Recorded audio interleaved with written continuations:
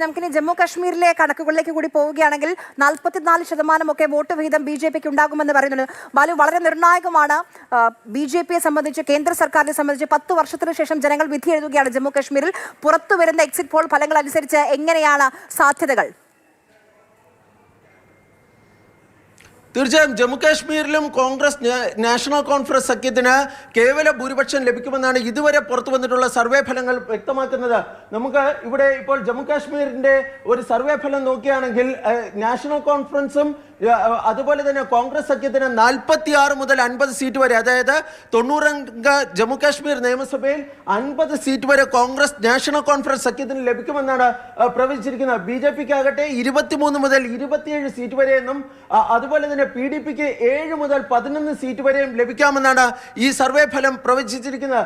സമാനമായ സർവേ ഫലങ്ങളാണ് മറ്റു പല ഏജൻസികളും ജമ്മുകാശ്മീരിനെ സംബന്ധിച്ചും വരുന്നത്. അതായത് ജമ്മുകാശ്മീരിൽ കോൺഗ്രസ് നാഷണൽ കോൺഫറൻസ് സഖ്യത്തിന് ഒരു കേവല ഭൂരിപക്ഷം ലഭിക്കാനുള്ള, അതായത് കേവല ഭൂരിപക്ഷത്തിന് ആവശ്യമായ 45-ന് പുറത്തേക്കുള്ള സീറ്റ് ഈ രണ്ട് പാർട്ടികൾക്കും സംയുക്തമായി ലഭിച്ചേക്കാമെന്ന ഒരു സൂചനകളാണ്, അല്ലെങ്കിൽ ഒരു പ്രവചനങ്ങളാണ് ഈ എക്സിറ്റ് പോൾ സർവേ ഫലങ്ങൾ പ്രവചിക്കുന്നത്. പക്ഷേ അവിടെ ഏറ്റവും പ്രധാനപ്പെട്ട കാര്യം, ഈ വാലിയിൽ, അതായത് കശ്മീർ മേഖലയിലും ഇത്തവണ ബി.ജെ.പി തങ്ങളുടെ നില മെച്ചപ്പെടുത്തിയേക്കുമെന്നാണ് ചില സർവേ ഫലങ്ങൾ സൂചിപ്പിക്കുന്നത്.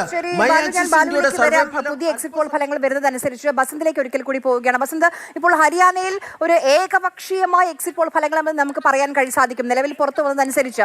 അതായത് കൃത്യമായ ആധിപത്യം കോൺഗ്രസ് ഉറപ്പാക്കുന്നുണ്ട്. പക്ഷേ ജമ്മു കശ്മീരിലെ സ്ഥിതി അങ്ങനെയല്ല. വോട്ട് വീതം വലിയ രീതിയിൽ വർദ്ധിപ്പിക്കുന്നുണ്ട് ബി.ജെ.പി.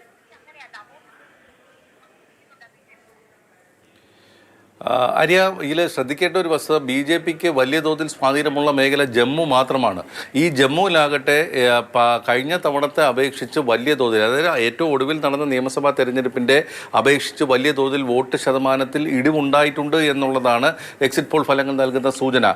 21 മുതൽ 37 സീറ്റ് വരെ മാത്രമേ അവിടെ ലഭിക്കുകയുള്ളൂ എന്നുള്ള ഒരു സൂചനയാണുള്ളത്. അവിടെ നാഷണൽ കോൺഗ്രസ് സഖ്യം 11 മുതൽ 15 വരെ സീറ്റുകൾ ജമ്മു മേഖലയിൽ നേടുന്നു എന്ന് പറഞ്ഞു കഴിഞ്ഞാൽ അതൊരു ചെറിയ സംഭവമല്ല. അതായത് 5 സീറ്റ് വരെ മാത്രം പ്രതീക്ഷിച്ചിരുന്നിടത്ത് 11 മുതൽ 15 സീറ്റ് വരെ നാഷണൽ കോൺഗ്രസ് സഖ്യവും അതോടൊപ്പം PDP ഏകദേശം 5 സീറ്റ് വരെ ലഭിക്കുമെന്നുള്ളൊരു സൂചനയാണ്. അതായത് ബി.ജെ.പി വിരുദ്ധ വോട്ടുകൾ അവിടെ ചെതറുമ്പോഴും ഈ പറയുന്ന PDP ആകട്ടെ നാഷണൽ കോൺഫറൻസ് ആകട്ടെ ഇന്ത്യ സഖ്യത്തിലെ ഭാഗമാണ് അവർ എന്നുള്ള കാര്യം മറക്കരുത്. അതായത് പ്രതിപക്ഷത്തിന് വലിയ തോതിൽ സ്വാധീനം ഈ പറയുന്ന ജമ്മു മേഖലയിൽ, അതായത് ബി.ജെ.പി വലിയ പ്രതീക്ഷ വെച്ച് പുലർത്തിയിരുന്ന ജമ്മു മേഖല 43 സീറ്റുകളാണ് അവിടെ ഉള്ളത്. അവിടെ ലഭിക്കുന്നില്ല എന്നുള്ളതാണ്. 27 മുതൽ 31 വരെ സീറ്റുകൾ മാത്രമേ അവിടെ വരുന്നുള്ളൂ എന്നുള്ളൊരു സൂചനയാണുള്ളത്. കാശ്മീർ താഴ്വരയിൽ ഈ പറയുന്ന ബി.ജെ.പിക്ക് 1-2 സീറ്റ് ലഭിച്ചാൽ പോലും നാഷണൽ കോൺഫറൻസ് മികച്ച പ്രകടനമാണ് കാശ്മീർ താഴ്വരയിലും കാഴ്ചവെക്കുന്നത് എന്നുള്ളൊരു സൂചനയാണ് വരുന്നത്. അതായത് ബി.ജെ.പിക്കെതിരെയുള്ള ഈ പറഞ്ഞ 370-ാം അനുച്ഛേദം റദ്ദാക്കൽ, സംസ്ഥാനത്തെ വിഭജിച്ച 2 കേന്ദ്രഭരണ പ്രദേശമാക്കി മാറ്റിയ നടപടി, ശേഷം ഒരു പുതിയ ഭരണ സംവിധാനം, ഒരു പുതിയ സർക്കാർ വരാൻ പോവുകയാണ് ജമ്മു കശ്മീരിൽ. അതിന്റെ എല്ലാ ആകാംക്ഷയും ഉണ്ടായിരുന്നു. ഇപ്പോൾ എക്സിറ്റ് പോൾ ഫലങ്ങൾ പുറത്തേക്ക് വന്നുകൊണ്ടിരിക്കുകയാണ്.